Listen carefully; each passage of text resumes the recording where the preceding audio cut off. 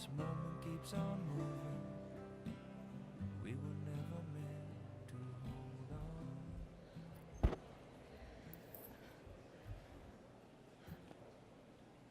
Ask people to take a seat. We'll get today's proceedings underway. Thank you so much for coming out to the plenary today on the last day of what has been an extraordinarily exciting week of science, of partnerships building, of friendships renewed, friendships strengthened, friendships started amongst many of the young people, I think, who have been a really important part of this conference. It gives me great pleasure to continue the Goldschmidt tradition with the opening item on today's agenda being a presentation from Dr. Haruhi Matsuda from Osaka University and chair of the local organizing committee of Goldschmidt 2016, which will be taking place in 2 years' time in Yokohama, Japan.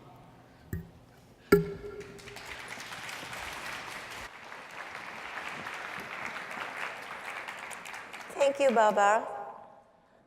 It is our honor for the Geochemical Society of Japan to hold the Goldschmidt Conference 2016. Let me introduce the Goldschmidt Conference 2016, which will be held in Yokohama, Japan. Yokohama is approximately 30 minutes from Tokyo by train and is the largest maritime center in Japan.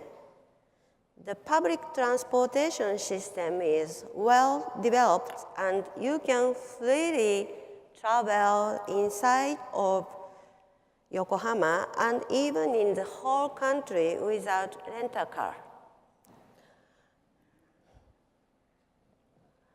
Many people suppose that traveling Japan is expensive. However, it isn't true. The accommodations are very reasonable for the tourists. So you can travel with very reasonable costs. We will show you the meeting. This is the Pacifico Yokohama. This is one of the largest convention centers in our country. We will use the conference center for the plenary and oral sessions and exhibition hall for poster sessions and exhibition.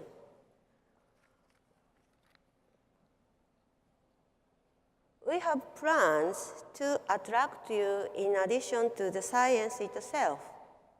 For example, seminars for young scientists using the facilities surrounding the conference site, short trip to attractive places surrounding the conference site, including Mount Fuji, active volcano Miharayama, and travel to the North Island, Hokkaido. We will also provide the facilities for the pre- and post-conference workshops. We hope you will enjoy the science, nature, and culture of Japan. Join us, and we will welcome you to Japan. Thank you very much.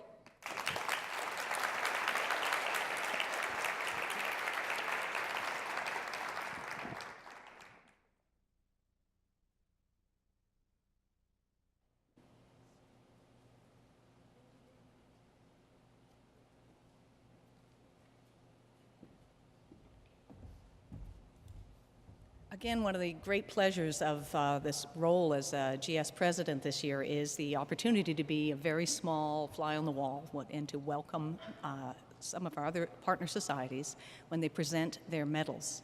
And so it gives me very great pleasure then to introduce Professor Jacinta Einsweiler from the Institute of Geosciences, the University of Campinas in Brazil, because she will be presenting the International Association of Geoanalysts Early Career Researcher Award. Thank you. The International Association of Geoanalysts dispenses an annual Early Career Researcher Award for excellence in analytical geochemistry. It's destined to scientists pursuing a higher degree in a field related to geoanalysis or who have completed their university education within the past 5 years. The award promotes the careers of young scientists who have either developed innovative analytical methods or provided new strategies to improve data quality as applied to the chemical analysis of geological or environmental materials. This year's Early Career Researcher Award is given to Corey Wall.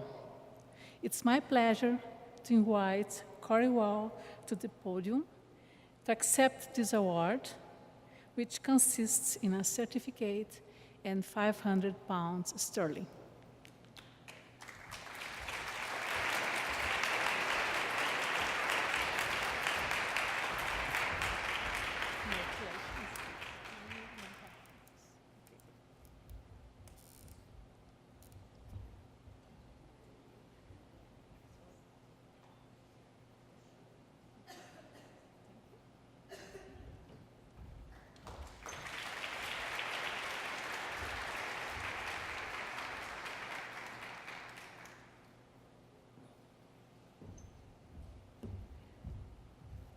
And it's my great pleasure to introduce my colleague, Professor Weidong Sun from the Chinese Academy of Sciences, who will be leading us in the Shunsu Sun Foundation Award.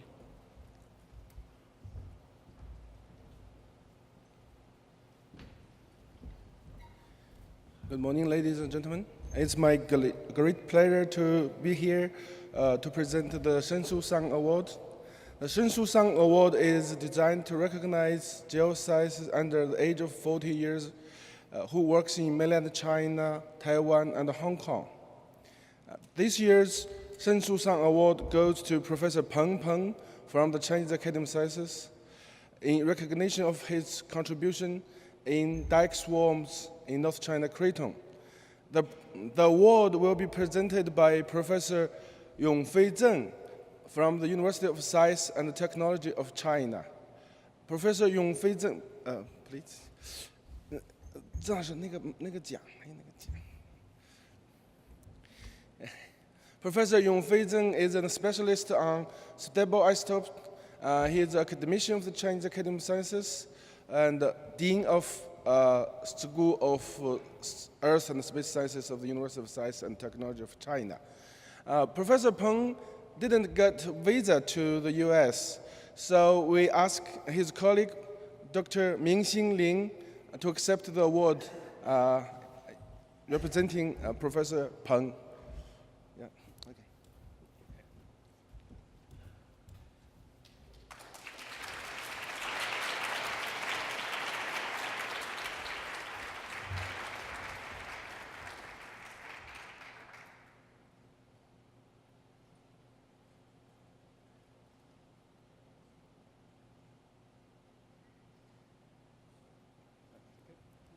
Yeah, thank you.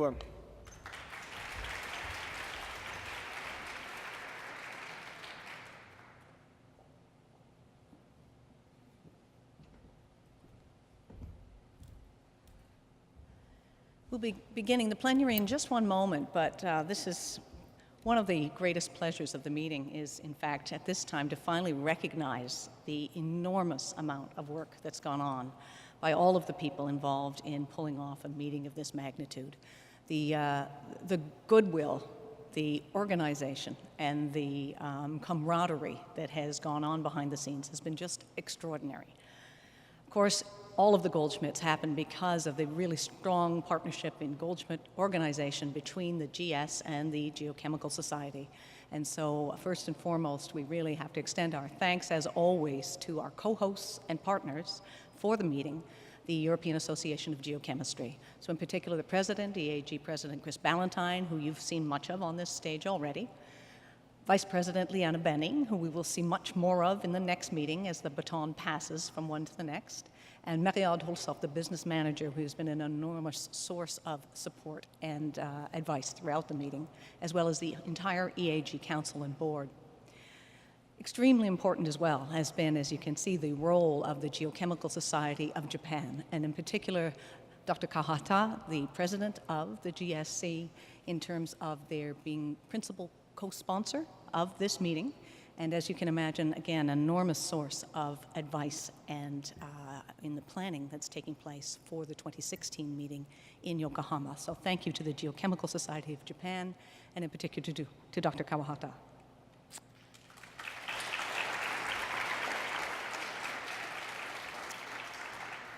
The sponsors for this meeting have been absolutely extraordinary, as any of the students who've been attending and eating all the food will be able to tell you.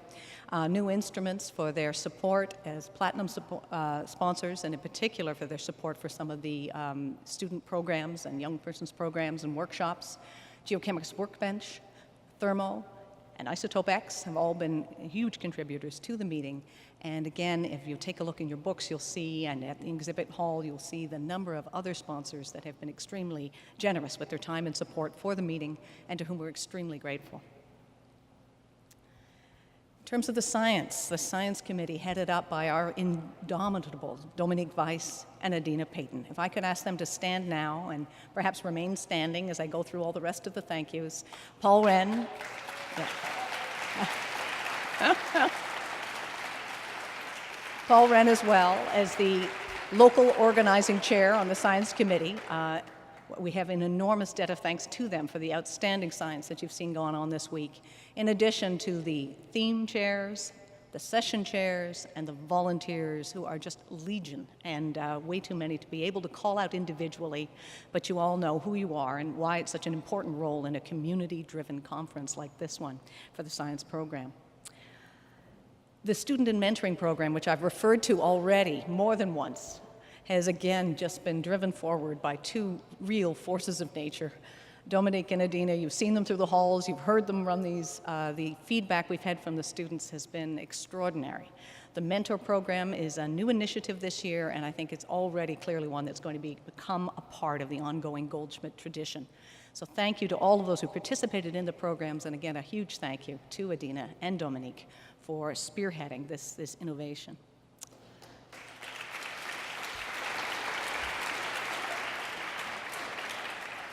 We have all of the local organizing committee here to take a bow as well, so as I call your name, please do stand up. In addition to Paul Wren, of course, as the chair of the local organizing committee, those of you who were here yesterday will have seen Dr. Charles Alpers in terms of his role. Thank you, Charlie. Lisa Hammersley, Isabel Montañez, Robert Zarenberg, and once again, Adina and Dominique reappearing. There was some consultation for the rest of us on the list. Certainly Paul Beatty, as usual, a real force in terms of help and advice in the organizational stages of the meeting.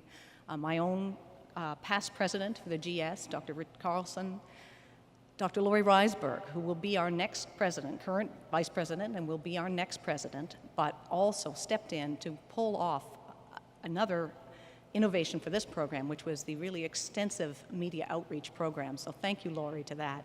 And thanks too to Seth Davis, the GS Chief Operating Officer, for getting us through the week in superb form.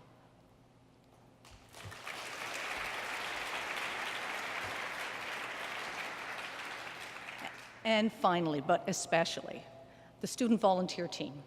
Been extraordinary. We'll call out Eduardo in particular because he led this team, but as you can imagine, the student volunteers, again, an exceptional part of this. The leaders and organizers of the many field trips and workshops, the Sacramento Visitors Bureau and Convention Center, and particularly Matt and Joe, who were with us here to be thanked in person, and a personal and group thanks to just an extraordinary team of support in here for the plenary. With Barry, Mike, Jeff, Victor, and Bruce. I'm not sure how we would have gotten through the week. I know personally I owe you a big debt of thanks in terms of getting us up on this stage, down off this stage, and all of it both recorded and both visible and audible. And last but absolutely not least, in fact foremost, our thanks to the team from Cambridge Publications. Paul Beatty, in particular, the captain of Cambridge Publications and the execution of the Sacramento Goldschmidt, She's going to get tired of me hearing this, but I keep referring to her as the Emma Thompson of geochemistry, our own Jackie Story.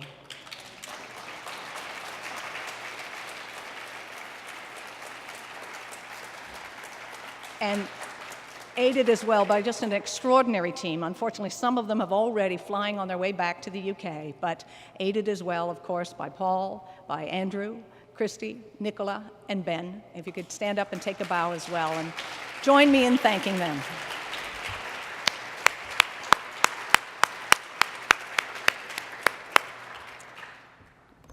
So it's great pleasure then that I then yield the podium to our local organizing chair, Dr. Paul Wren, and Paul will be introducing today's plenary speaker.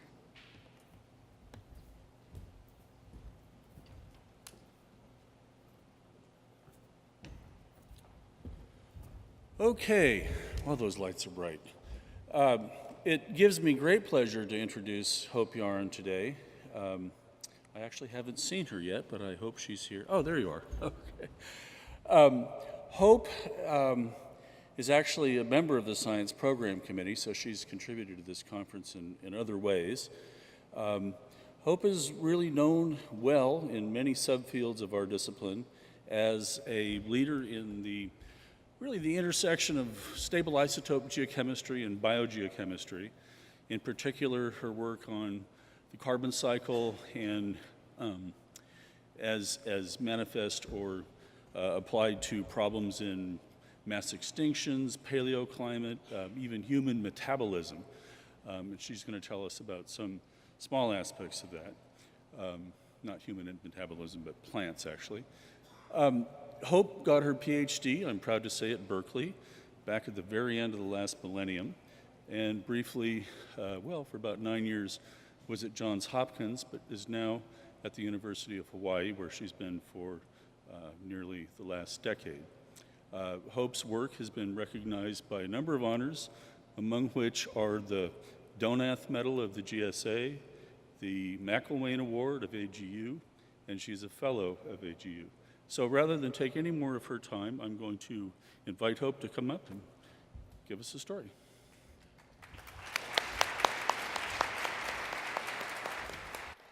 Thank you. Good to see you.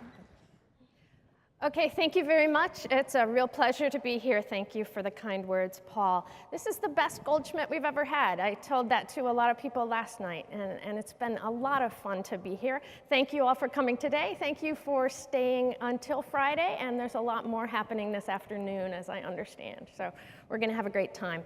Some ground rules for this talk. There's going to be a lot of moments where you're going to say to yourself, was that supposed to be a joke? Am I supposed to laugh at what was supposed to be a joke?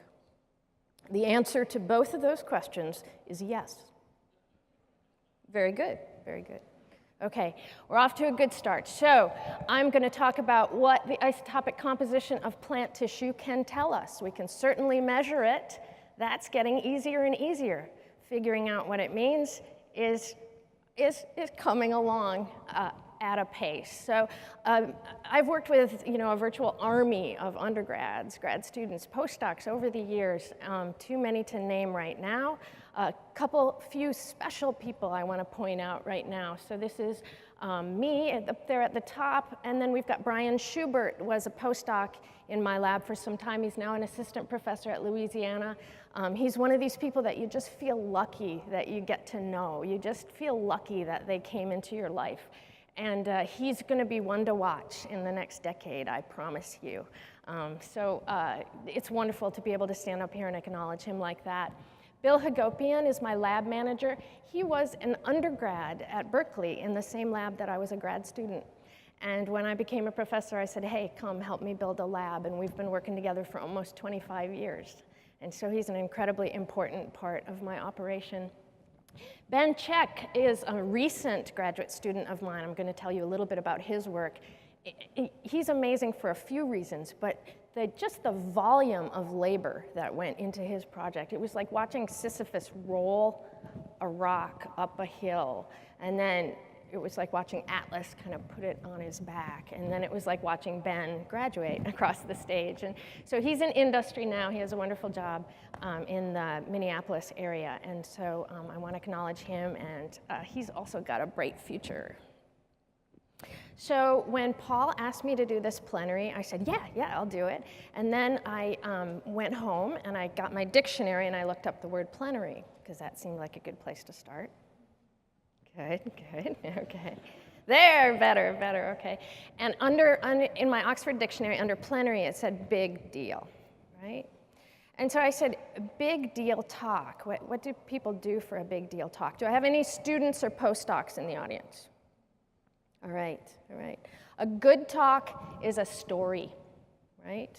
So when you give a big deal talk, you say, what if I get hit by a bus tomorrow? Let's assume that I get hit by a bus tomorrow. Let's assume I get hit by a bus later today, okay? What do I want to say to you guys? This is my last chance to say what I care about, what I really think, what I'm really excited about. I'm going to do it, okay? So a good talk is a story. And a good story is a story about me, right? Right? Yeah. And it's an inspirational story because I used to be dumb, right? To the point that it was a problem, right? And I'm not dumb now. So I'm going to tell you the story of how that happened. And it took like 20 years, okay? And of that 20 years, there's about 45 minutes of stuff that's worth talking about, but I'm not going to dwell on that particular aspect. I'm going to tell you about what I feel really passionate about. Anybody know where that is? Is it Sacramento? No. Where is that? Yell.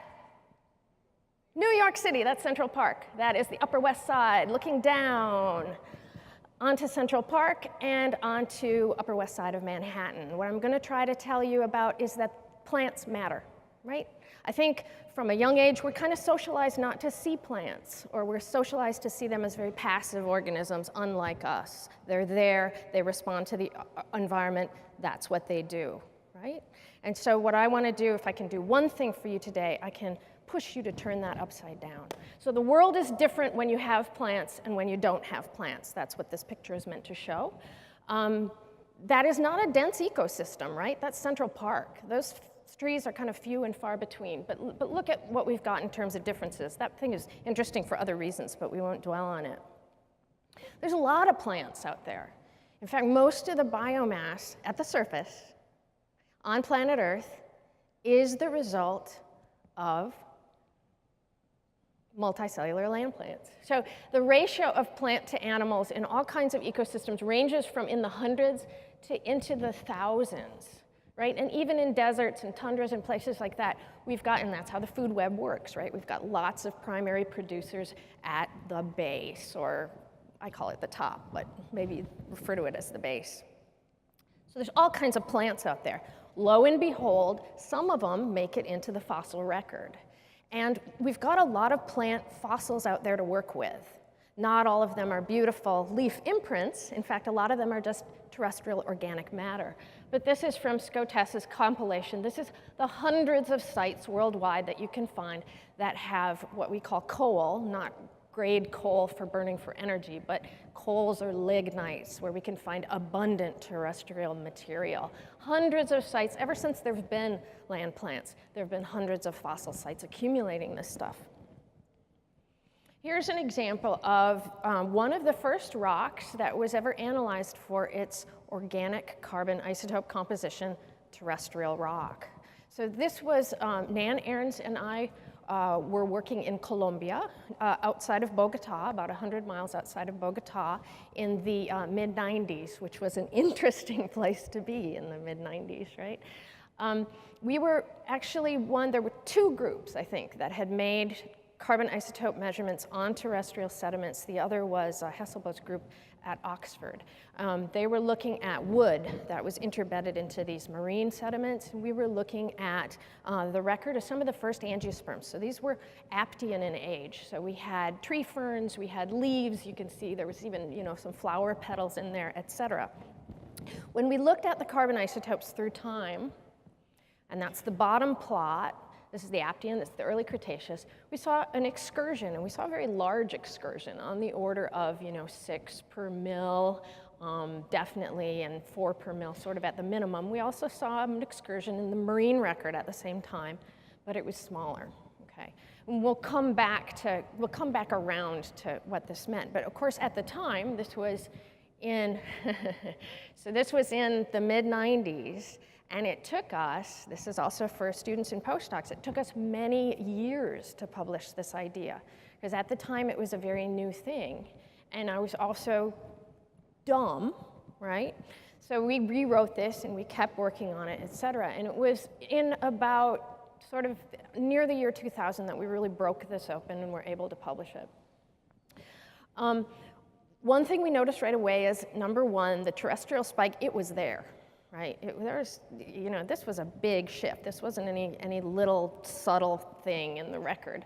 And we started thinking about, well, what does it mean? What does it mean when the isotope composition of the plant community changes so much over a period of time and then goes back to what it was? So let's talk about what plants are, right? Let's talk about why this would happen. So here's a radish. This could be an oak tree. This could be a dandelion. All plants work pretty much the same way in terms of what I'm going to tell you. So a plant has these above ground structures, the leaves. Those structures are adapted toward gaining CO2 and gaining light, right? There are below ground structures, roots, et cetera, and they are adapted toward gaining water and everything that comes in solubilized in the water. Nitrogen, potassium, magnesium, very important, iron, and then the two tissues swap. Right? So the light and CO2 becomes sugar, it goes down deep, the nitrogen gets incorporated into proteins and they're manufactured and sent up high. And so that's how plants work with this above and below ground balance. This is, I just wanted to show this because this is, from the mid-90s. This was when color overheads were really this new big deal. And you brought your color overheads to these meetings. You're like, yeah, I have these color overheads. So this is a color overhead that became a slide because that was the next big deal. And now it's been shunted into PowerPoint. And that's why it looks kind of so icky. But the other thing that reminds me to say is the face of who's at Goldschmidt has just changed so much in the last 20 years. And for me, that's really delightful to see. Goldschmidt's expensive, right? Right? Okay. It's the one downside, it's expensive. Registration. I used to come to Goldschmidt when I was a new professor. I didn't have any funding. And I'd have my tray of slides. And I'd say, my dad is in there. And he needs to give his talk. And I have to bring these to him. And I would come in. See, I wasn't that dumb, right? And I would come in. And so we don't have slides anymore. It's kind of... and the faces have changed, right? So what was I going to say? So this is sort of the dogma as to how plants work isotopically. And we didn't have subscripts back then, et cetera. But what you see there is basically that the composition of the plant is equal to the atmosphere and a bunch of physical factors modified by these ecological factors, which is supposed to be the stomates sort of passively responding to the atmospheric variables. We decided to look at the data that existed. We decided to go to the literature at that time and say, well, where have people measured DCI? Where have people measured DCA? Where have we, what are the patterns in what people have seen? And there was a fair number of studies in the agricultural realm at that time, although people weren't doing isotopes on plants for other reasons yet. These constants, A, 4.4, B, 28.3, you're going to hear me say those again and again. So B is associated with the enzymatic activity of rubisco. That's been measured in situ on that enzyme. And A is just diffusion through air, so that's a purely physical thing. So I'm going to pop up with those numbers again and again, and what it's meant to do is to show you that our ideas are grounded in the theory. They also match with this theory. So that came out of Farquhar in the early 80s, Farquhar and Berry, and it's kind of existed as sort of the theoretical dogma for how photosynthesis works. So, okay, so back to, you can dig up terrestrial sediment, you can analyze them for carbon isotopes. What does it mean? What does it mean when you see a shift? And a lot of things have been put forward, and most of these things are based on the fact that if you take a plant, and you change the environment, you can often give rise to an isotopic change. Right? So a few things have been put forward. So a change in the carbon isotope composition of the CO2 that you're sort of feeding the plant, right? The plant changes in recognition of the main substrate change. People have also talked about how this must reflect a change in water availability because the stomata are sensitive. That's the plant's main way of regulating sort of what water is coming in and where water is going. So a change in water availability might trigger stomatal function, might result in an isotopic change. Change in vegetation types. Everybody knows that different plants have different characteristic carbon isotope values, right? Gymnosperms are generally not the same as angiosperms. C3 is generally not the same as C4, and so people have invoked these kinds of mixing. So I'm going to go back to these. These are, and there's a lot of other things. People talk about how changes in carbon isotope must reflect changes in light, must reflect changes in canopy density, must reflect changes in almost anything that plants are seen to respond to today. Now, back in those days, again, we looked at the literature, and there weren't that many studies where they measured all three. There were a lot of studies where they modeled one of those variables, but what we saw very clearly was that when you looked at the theory, the CI/CA kind of collapsed down to this functional value of about 0.66, and that was actually the level of adequate watering within an agricultural field, so it kind of made sense. So plant growth at a sort of homeostasis level, the kind of level that gives rise to plants that you can then get into the fossil record, functioned at this kind of offset. And so what we saw was, we said the slope is about 1. The plant is what it eats minus about 19 per mil, and you're going to see that number again, that 19 per mil. At the time, we did not believe that there was a, remember what I said about being dumb? At the time, we did not believe that there was a PCO2 effect, and this is the reason why. So you can see that big smear of data at about 360, 365 was about the value of the atmosphere then. This was again in the mid-90s. And does anybody know why there are so few points on that graph? If you made that graph today, and I'm going to show you some data along those lines, you'd have an explosion of points. Does anybody know why there's relatively few points on this graph? Yes? Yes, continuous flow. So this was before, yeah, you remember those days, right, Bill? This was before the EA was widely available in labs. And so we used to do these measurements of single tube combustions. And sometime when it's a cold winter night and there's nothing else going on, ask your elders about life during single tube combustions. You know, you'd work all week to get 10 numbers, and then if they were triplicates, you'd have, you know, a few new numbers at the end of every week. So anyway, so what we see here is we see this big spread at about every CO2 level, and we certainly didn't argue for any kind of effect of CO2 at that point. Let me tell you what we've done since then. This is the getting smarter phase of the talk. So why would we expect CO2 to have any effect on plants? CO2 is a major nutrient, right? It's the only source of carbon for plants. And I say that, I have to say that less and less when I talk to geologists, but I still have to say it. Plants get carbon from the atmosphere. They do not take it up from their roots, right? So CO2 levels in the atmosphere have also fluctuated wildly through geologic time. There's plenty of fighting about how much CO2 is in the atmosphere at any given point in geologic time, but it's very much accepted that levels have gone up high and come down low, and this is just the Phanerozoic, the time of land plants. The time we started doing this work, and actually still today, there weren't studies on plants grown at high CO2 across a trajectory of levels, and I'm going to talk a lot about why that's important. We are not the first persons to grow plants at high CO2. The ecologists have been doing this furiously for decades. But for geological purposes, they were simply working too low, and I'll show you why. So pre-industrial levels over there, 270. Current levels, and it's actually gone up since 2009, but around 400.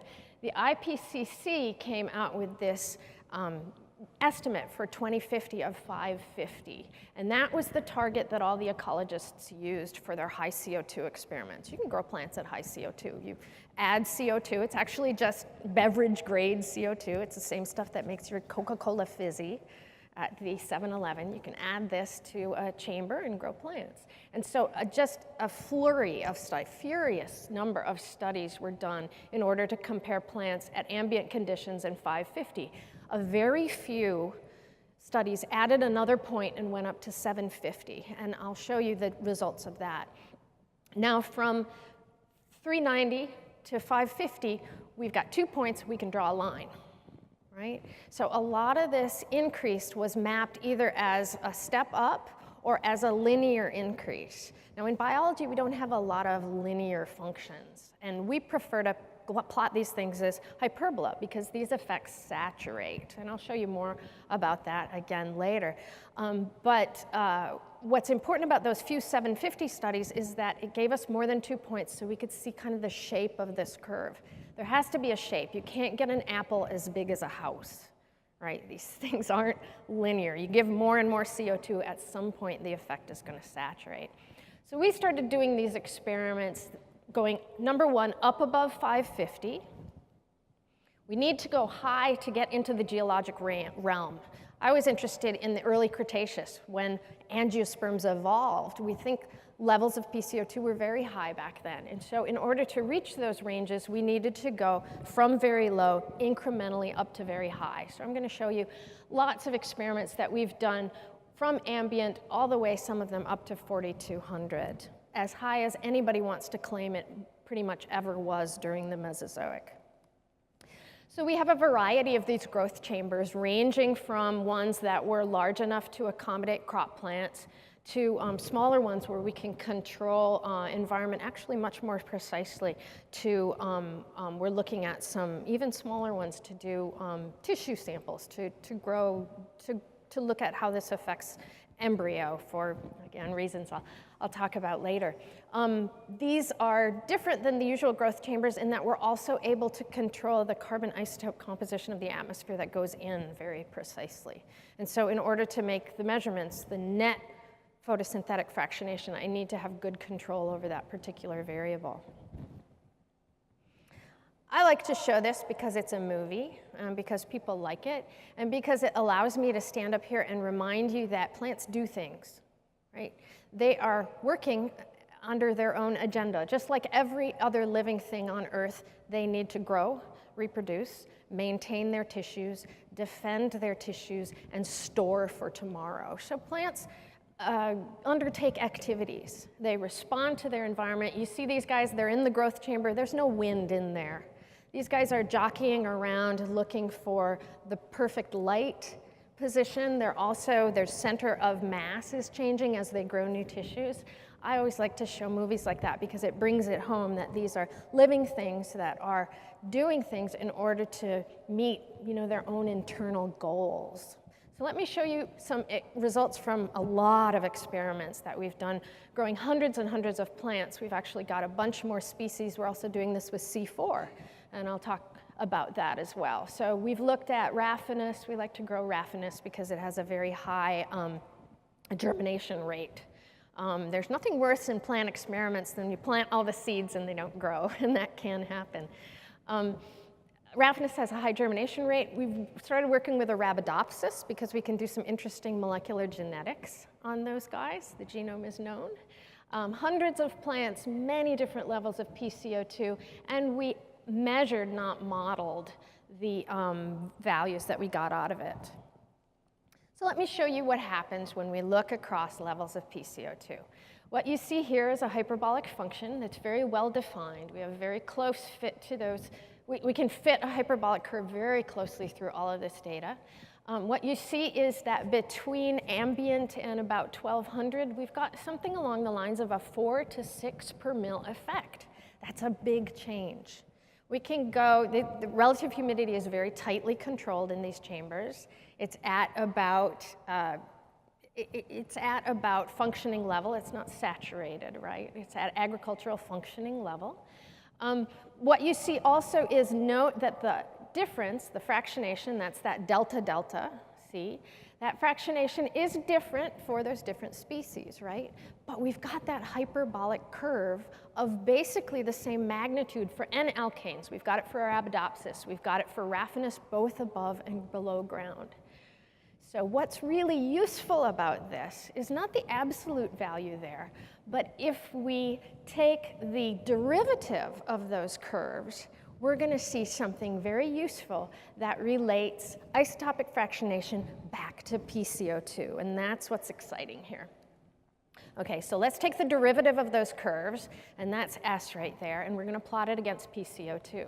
So the red is my Raphanus data, and the blue is my Arabidopsis data. And those aren't error bars. Those are the slopes if we just take 2 PCO2 levels.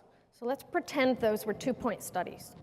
And let's plot the slope, and those end members of that bar, those are the 2 PCO2 levels that we used for that slope.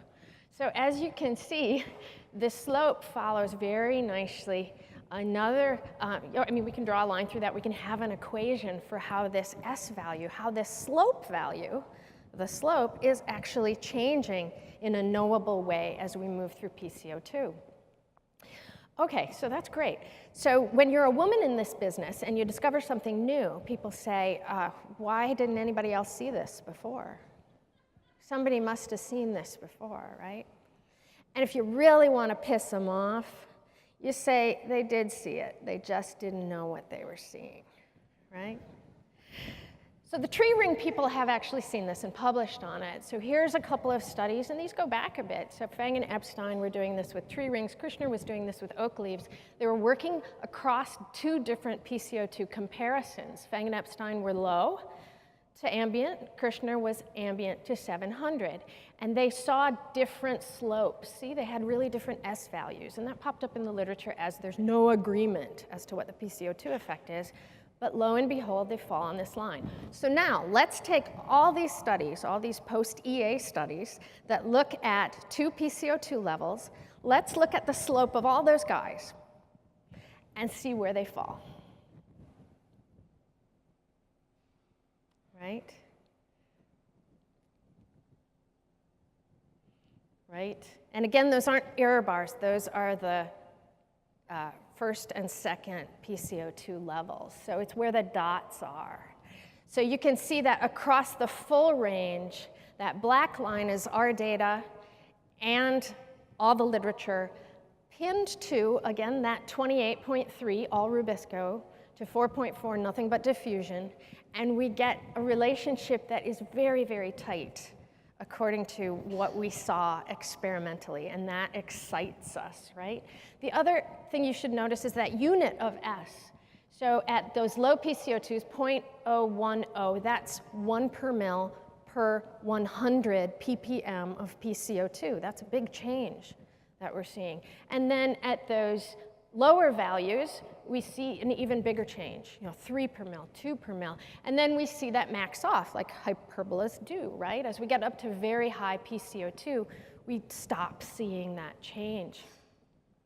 And so we were very excited about the predictive power of this particular relationship. One thing I should note is that, yes, and this always comes up, that our experiments were relative humidity controlled, but all those black points were not. Some of those were from the field, some of those were from chambers, those were from all kinds of, some of them were across different water levels, right? But it all obeys that particular relationship when we look at it as a relative change.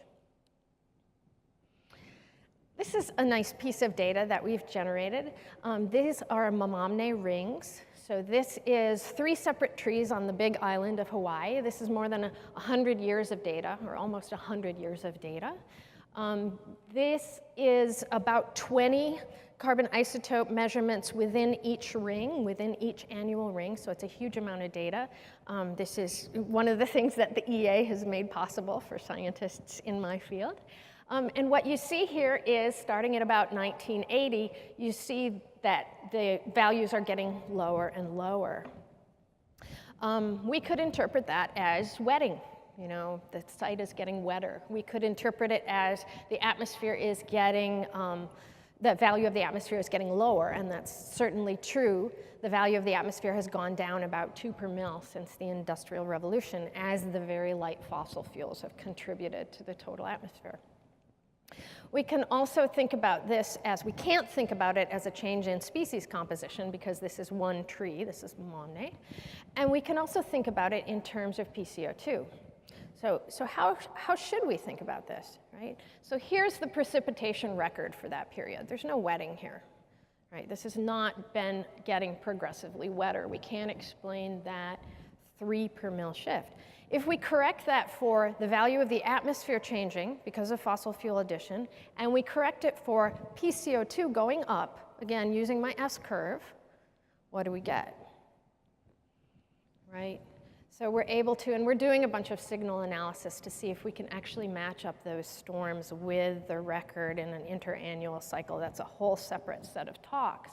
But what I'm showing you, and we're not the first people to see this, the tree ring people have been making this correction for the last 100 years of CO2 level for a long time. There just hasn't been any agreement on exactly how to do it quantitatively. So we think this is something that we can really offer that particular line of inquiry. Let's talk a little bit more about, okay, so why is that happening, right? So if you buy what I've told you, that the fractionation, the net fractionation changes as PCO2 level changes, why would it do that? Why would the plant do this? So I'm going to tell you about C3 photosynthesis. Okay, so this is the biochemistry behind it. Who likes sugar? Anybody? Who has a kid who likes sugar? Yeah. Okay, all the sugar that you have ever eaten, all the sugar that you have ever fed your kid, was made by a plant. Plants are the only organisms that can make sucrose out of thin air, right? So originally it all comes from that. That's where our work on human metabolism is going, the incorporation of plant sugars through human metabolic cycles. But for today, I'm going to tell you about how C3 synthesis is accommodating this, because all the plants I've shown you so far have been C3 organisms. So here's sugar, here's CO2. We've got the enzyme is going to make this intermediate phosphoglyceride. This is a C3 sugar. And what we see is this is a leaky process. So it's all very well and good that we make this, but unfortunately, this same enzyme also decarboxylates the sugar, and it leaks out of the system as CO2. On the way, on this biochemistry sort of cascade that leaks this back out as CO2, glycine and serine are produced. So how can we test for what's happening? So our idea, and this comes from carbon-14 studies where people have seen that at high CO2, the rate of respiration, this is called respiration, this leak, the rate of respiration does not change, but the net effect relative to sucrose production changes because sucrose production is sort of exploding. That's the biomass effect, and we'll also get to that. All right, so let me try to convince you that that's true. So here we are with wild-type Arabidopsis, and we see again this hyperbolic response as the carbon isotope value is shifting according to PCO2. And what we see in the carboxylase deficient mutants, these are the guys that can't handle that glycine reaction. They're just unable to do that photorespiration. We see that they have this unchanging level. Lo and behold, it's 28.3. Right? All Rubisco all the time. And we see as we move on that PCO2 curve that we're looking more and more like something that's not doing that respiration. How about some independent, not isotope-based information? Well, here's the glycine and serine amounts in dry weight in these same Arabidopsis. Remember, that's the cascade product of photorespiration. And as we see respiration go up, according to that fractionation, we are getting more and more glycine and serine. So this is all corroborating the idea that it's a respiratory leak that's causing this fractionation. People ask me a lot about oxygen. Oxygen has, there are other concerns associated with how to look at oxygen experimentally. But what oxygen really does is that it back tweaks the respiration leakage. So we actually think we're seeing the effect that way. We're measuring it that way, and we're looking further into metabolites to watch this go. So that's the mechanism. So what are the implications? What does this mean? There's several implications for the rock record that we're very excited about. One thing that we think this clears up is the discrepancy that we almost always see between the terrestrial record and the marine record. So because marine organisms are seeing CO2 rise through this aqueous filter, they don't have the same response as our terrestrial records that are responding according to my S-curve in real time to what the atmosphere is putting in. And so that's why we think this, you see these discrepancies within these two records, and we've done some calculations reconciling the two records according to an addition of that PCO2 effect, and they reconcile very nicely. At the PETM, we published this. We're also doing this work various places within the Mesozoic and more recently. What about the predictive power of that S-curve? So let's take my S-curve, which was the derivative of all those curves, and let's integrate it back to sort of a fundamental ruling predictive curve that we can then use, right? So here we are back at delta carbon-13, that's fractionation between the plant and the atmosphere against PCO2, and I'm going to generate this next value that I'm going to call delta, delta, delta carbon-13, which sounds like a sorority of some kind, doesn't it? So I'm starting a sorority. Here I am in my old age, starting a sorority. So if we know a background CO2, a reference CO2, and we see the relative change in this fractionation, that allows us to solve for change in PCO2, allows us to solve for the absolute value of PCO2.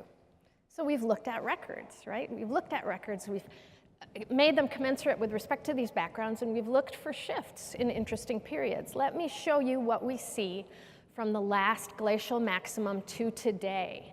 So this is 24 published records from all around the globe.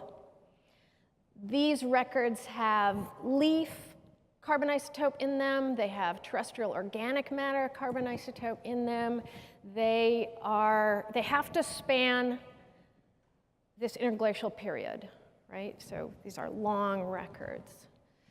And what we see, of course, we see a lot of scatter, but what we see when we look at the least squares is that we see that this delta, delta, delta value has indeed increased across the last glacial maximum. It's increased by about 2 per mil. The nice thing about this record is that from the ice cores, we also have PCO2. So we can calculate exactly what kind of PCO2 rise this suggests based on my model, and we can compare it to what the ice core says. Here's that data. So here's what PCO2 was doing based on the long, long record of the ice core, right? And here's the recent record, PCO2, that's directly from the ice core in Antarctica. Green is my leaf record, and brown is the terrestrial organic record, right? And those are both, again, using my model, from the plant material back through CO2. So we get a CO2 record, a changing CO2 record that matches more or less exactly what we know the ice core was doing. Back to this for a minute. How could we explain this if we don't want it to be CO2? We could say, well, this represents wetting. So okay, so that's 2 per mil. So this would have to be a wetting event, global, hits all these sites, and takes us up about, based on the dominant models of moisture, takes us up about 1,000 millimeters of rain, right? So we've basically got to turn the world over from a place like Sacramento into a place like where I live, the Manoa Valley in Hawaii. and that's not reasonable, right? And so we do believe that on a global level, this is best explained by using PCO2. Let me tell you one more thing that we're in the middle of that I'm very excited about. This is, does anybody know what this is? Is our stomata from whom? Corn, actually corn. Corn's in everything we eat, so it's an interesting thing. But this is a C4 plant. So these are C4 stomates. What is C4 photosynthesis? You hear a lot about it, but you never really hear it explained. C4 photosynthesis, there's C3 photosynthesis. C4 photosynthesis is basically just a front-end chunk of biochemistry that goes into C3 photosynthesis. So there's my CO2 molecule. I'm going to turn that into malate or oxalate, a 4-carbon sugar, and then I'm going to turn it back into CO2 and feed it into this C3 photosynthesis thing. So it's this front-end deal. Well, it inhibits this leak here, gets rid of that leak. What a great idea. Why doesn't every plant do this? Gets rid of that. You know, you work hard to fix this carbon. You don't want it just all leaking out the back end. Why doesn't every plant do this? Because it's expensive. Right, I've got NAD, I've got a couple ATP in here that I've got to spend making this work that I don't have to do if I'm doing C3, right? And that's why we find C4 plants in high light environments. Energy's coming in, you can use it for this expensive method. The thing here is that this process is also leaky, and we're not exactly sure which sugar it's leaking out of, but it's been shown with the different C4. There's a few different C4 variants on the pathway, but there is some leakage there. And that leakage means a dependency on PCO2 that then we can use as an indicator within the record. So let me show you another movie. This is a C4 plant growing. There's a little bit of static cling at the top of our chamber. And this is what we do a lot of. We grow a lot of plants. That's about 3 weeks worth of work in about 30 seconds. But it's really one of the parts that we just love about our job, coming in every morning and see what grew last night, who's got a new leaf, what's happening. Get to do a lot of that. That's why I love my job. So this is the governing sort of model for, again, that's the derivative of my S-curve. Here's what the C4 plants are doing. Some of them show no response. They're Setaria. And some of them show a very large response, right? And it's fairly linear. Obviously, that's going to level off somewhere out here. We need to do those experiments up higher. It can't go forever, right? We can't get a plant that's entirely C12 or C13. But what I want to mention is that what we see an awful lot in the literature are these mixing curves, where people will get a value from post-Miocene and say, well, any change in isotopic value, any change along this axis, must represent different components of C3 or C4 contributing to the system. If you're doing this across an interval that also has changing PCO2, both of your end members are also changing, right? So some of these shifts that we're seeing that have been interpreted as C3 versus C4, we have to go back, take out the PCO2 effect, and see if that was actually due to the fractionation levels changing, not differential contributions, et cetera. And that effect may be large. Right now, in fact, we've got plants growing that we're going to put in there. We'd like to see this across the different C4 photosynthetic types. Let me talk a little bit more about more implications that we're very excited about. When we change the CO2 levels, we don't just see isotope effects, we see biomass effects, right? I was talking about sucrose. These guys produce more sucrose. Their photosynthetic rates are faster. The sucrose builds up and it leads to tissue. So this is an awful lot of Arabidopsis. It's just a visual thing. You can see variability, but these guys get bigger as we use more CO2. Now remember what I said early on, that the ecologists and the agronomists were very worried about this comparison, ambient to 550, because of the IPCC estimate. But we were interested in what happens when you go up higher. Where does this level off? What does this imply for competition based on biomass in the deep past, right? In the Cretaceous, during times when there was an awful lot of CO2 flooding these systems. So back to this comparison. What have the agronomists and ecologists seen?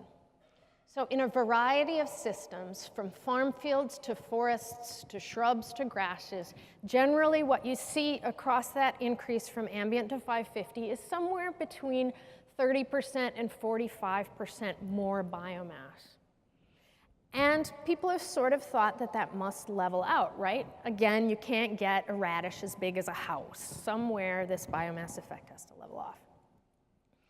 I'm going to show you Hunt's value because, again, that's that study that actually went up to 750. Very, very few studies go above this 550. And Hunt saw that effect keep going. Let's model that as a hyperbola because that's what we like to do. And we see this kind of maxing out at about a doubling of biomass as we get up to these high levels, 1800. When we did this with Raffinus, the real data showed us a very different story. We saw that total biomass did not level out at those low levels, but went going, again, another almost 30% higher than what would be predicted from those lower level experiments. And that's important when we start to talk about crops, we start to talk about, because in fact, we're gonna blow through 550, right, in the next century or so. CO2 levels, in my mind, are gonna keep rising, and we're gonna see these, our grandchildren's grandchildren are actually gonna have to deal with these kinds of numbers. What we also saw was that the partitioning between above and below changed radically as we got to those higher levels. And that led us into wanting to study root crops. So let's say that as this changes, we're building the sucrose. The easiest thing to do with all this sucrose is just to shunt it underground and store it. Plants are kind of used to doing that. So we built these chambers on a grand scale. This is Bill's design, and he made it happen in one of the great greenhouses that we have up in Manoa Valley. If you want to study plants, Hawaii is a wonderful place to do it because you can grow stuff all year long, right? There's never any end to the growing season. It's one long growing season. The island is one big greenhouse. This is Ben's study. So he had hundreds of potato plants, and he measured each one of these potatoes, each one of these rootlets. He did nutrition analyses on all these kind of things. You probably recently maybe saw a paper in Nature talking about how high CO2 might make things less nutritious. This is particularly true for our potato crops. So in order to show his results, he made a nutrition label. So this is the label that's going to be on your sweet potato at ambient, at 760, 1100, 1515. So how is the nutrition in these things changing as we go up to these very high levels? Red, you see nutrition levels dropping. Right? You see the total nutrition dropping. You see things like protein and all these vitamins dropping. What you see is sugars are increasing. So stuff is getting more sugary, it's getting bigger, but it's getting less nutritious. In this part of the world, we don't rely on sweet potatoes for a lot of protein, but there are portions in the world, in fact, the hungriest nations in the world are very dependent upon potatoes and yams in order to get the protein that is gained in the daily diet. And so this is actually bad news in terms of what this might mean agriculturally. One more provocative result that I want to show you. I was talking about how we did this with Arabidopsis. Arabidopsis is nice because the genome is known and we can do some molecular genetics on this. So we can look at what genes are being turned on and turned off. This is mRNA analysis. This is microarray messenger RNA stuff. This is a little bit like me coming to your office and looking at your computer to see what programs are open, right? It shows me what you're geared up to do, but it doesn't actually show me if you're productive, if you're producing anything using these programs, right? So what we'd like to do is get RNA absolute amounts, but this is what I have to show you for now. So these are individual genes. These are levels of PCO2. So that's relative to ambient elevated, relative to ambient elevated, relative to ambient very elevated, right? What do you see on here? Is it blue or is it red? You see a lot of red. That's the entire take home from this. This is relative expression of those particular genes. These genes overwhelmingly are down-regulated. So the plant is shutting down programs. It's desperately trying to put the brakes on all these processes, even as it grows bigger and bigger through just a few processes, namely reproduction and growth, hormone-related growth signals, right? But all these other processes, defense, protein production, ribosomal transcribing, all these sort of behaviors, you know, these defense behaviors or these competitive behaviors are actually shutting down, right? And we think that's going to be really important for competition in the plant record during evolution, right? So if this CO2 is causing plants to compete using different strategies, that would be a really interesting thing to reconstruct. Maybe CO2 in the past has led to fundamental changes in competition, which is going to give rise to which is going to tell part of the story of what has won and lost during the long term. So we're really excited about going forward with this particular work. I'm gonna actually wrap up, but I want to show this slide as a last slide. Again, later today I'll be getting hit by a bus, so this is what I really want to say to you. The Earth that we have today is only one Earth. The Earth has been many Earths. And the Earth we know today is actually a brief snapshot of what the Earth can be. So we've got 3.8 billion years of life. For a good part of that, this was a microbial world. Since plants have come on the scene, plants have seen all kinds of wild things come and go. Animal food webs entirely based on trilobites, right? A world without seeds, like forests, entire forests without seeds, entire rainforests and ecosystems without flowers. Flowers are kind of a recent thing if we look at all of history. They've seen predators, mammals, 5-ton mammals come and go, and of course the very big reptiles. So plants have existed, so basic plant biology, that C3 stuff I was talking about, perhaps some of the C4 invocations have existed through all of this, and it can tell us something. Those rocks are there. But the one thing I want to say, I get up on stage, I get the chance to say, these organisms did not exist in order to provide information for future paleoclimatologists, right? That's not what they were doing during all this time. They were obeying biochemistry. They were competing with each other. They were doing the work of biology. And in order to make really good reconstructions, we need to start thinking about it from that perspective, looking at it through a sophisticated biological lens that integrates all these processes. So that's my talk for today. I'm very glad for your attention. I'm grateful to have you be here, and I would be delighted to take questions as they arise.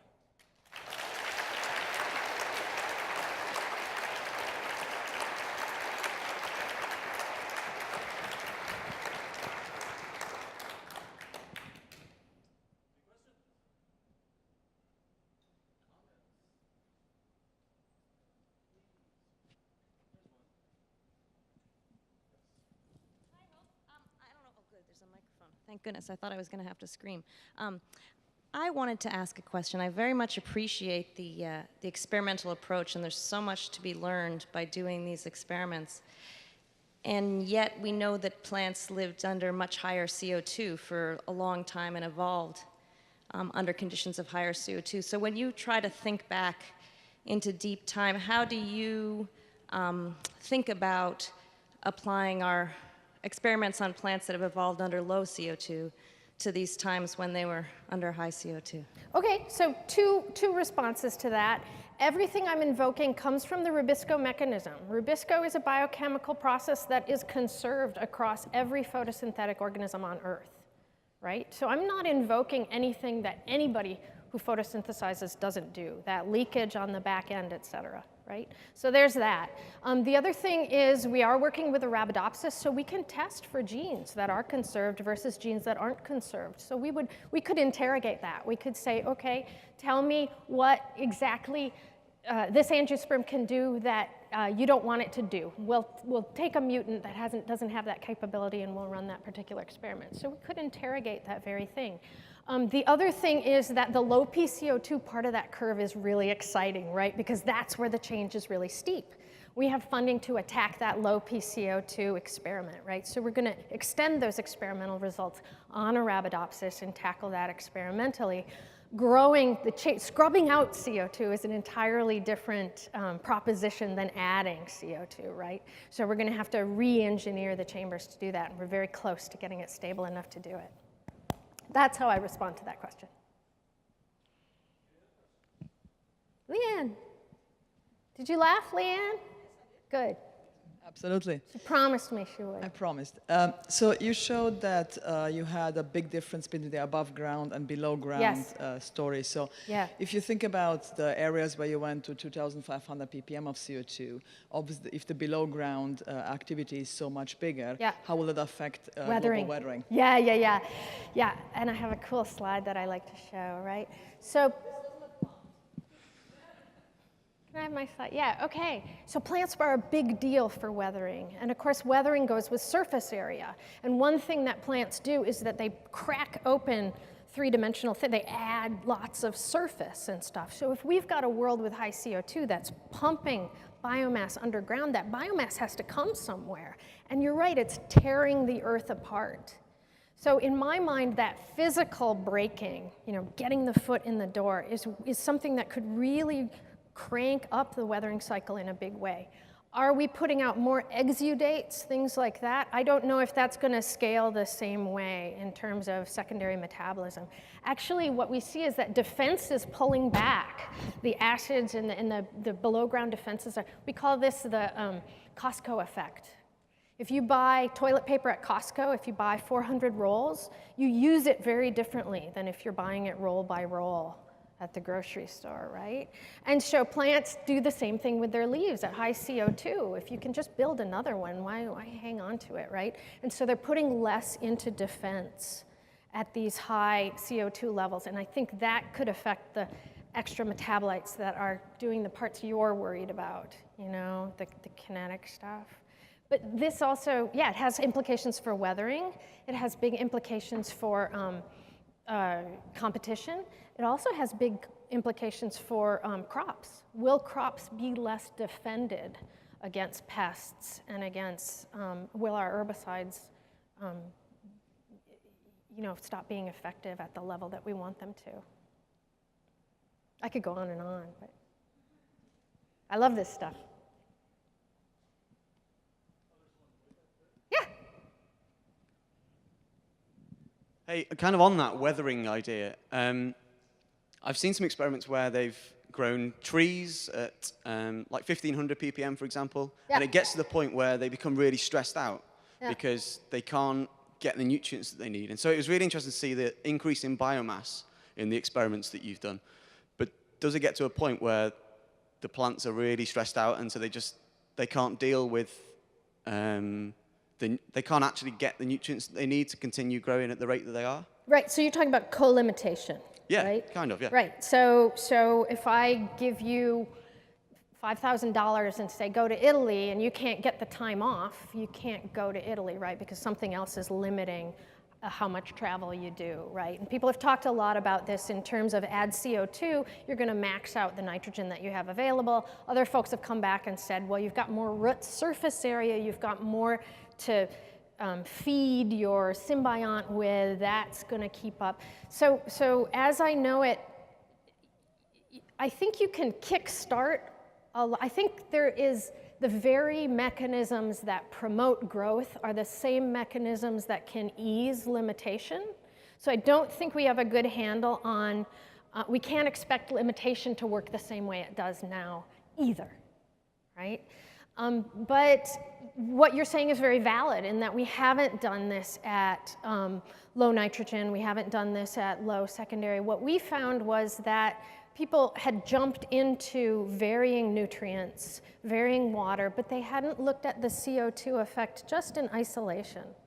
And I think that's what we've gained from these particular experiments. If you've got a surefire way to vary nitrogen across a growing plant in real time, a surefire quantitative way to do it, come see us, because modulating those things in any kind of knowable, precise way is a feat in itself, right? So how to get at that question? I hear what you're saying, but there's several reasons to expect that what happens might not be our first assumption. Is that good enough? Yeah, good enough for me.